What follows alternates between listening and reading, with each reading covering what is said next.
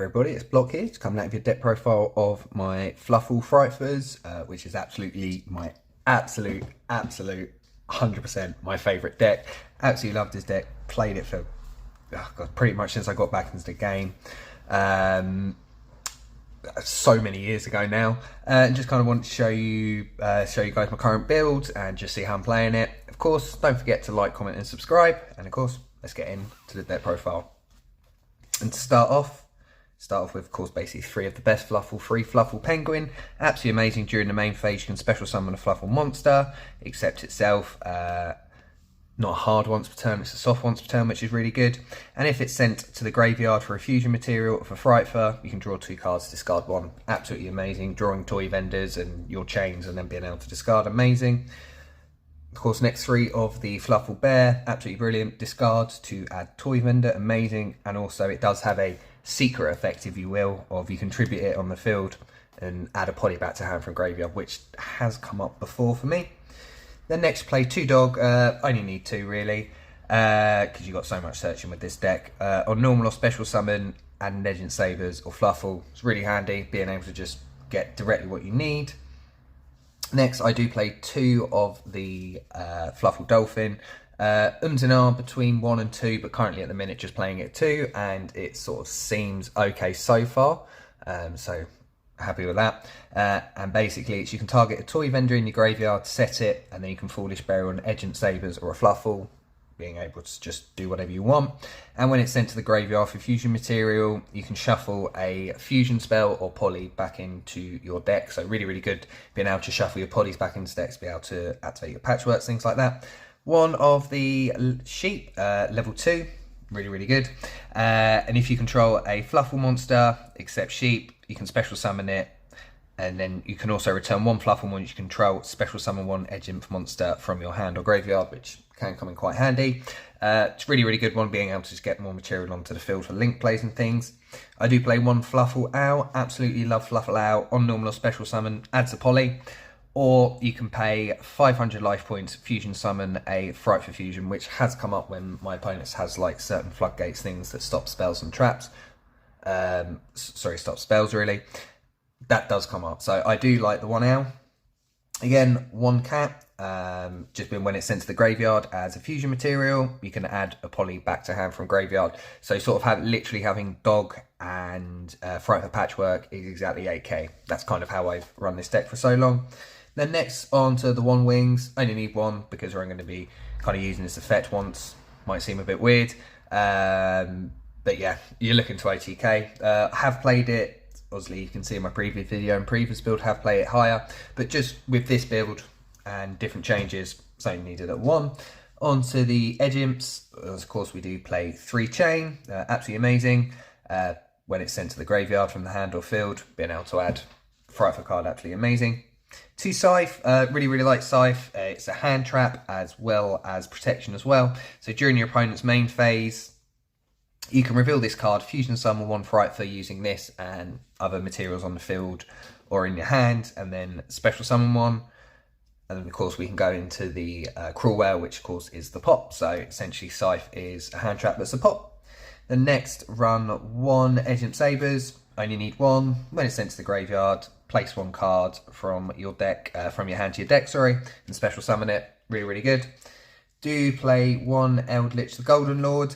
It's really good with this deck. Obviously works very well with Toy Vendor, which essentially this card ends up becoming a pop and a search. Really good.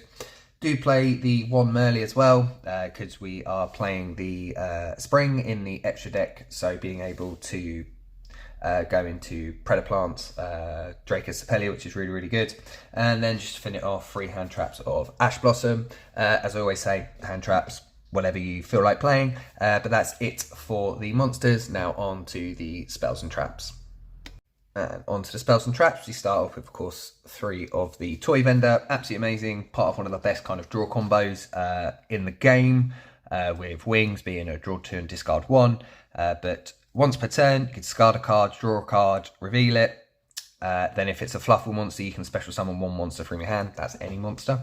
Otherwise, discard it, which is really good. And if you're a Fluffal player and you're playing Fluffals and with Toy Vendor's effect and you reveal Chain, and your opponent says, no, you can't activate chain, yes, you can, because when you draw a card and you show it, it's going to your hand. So that counts for chain. If anybody ever tries to call you out on that, tell them no, get a judge over, and that is the correct ruling, because I've had to do that several times.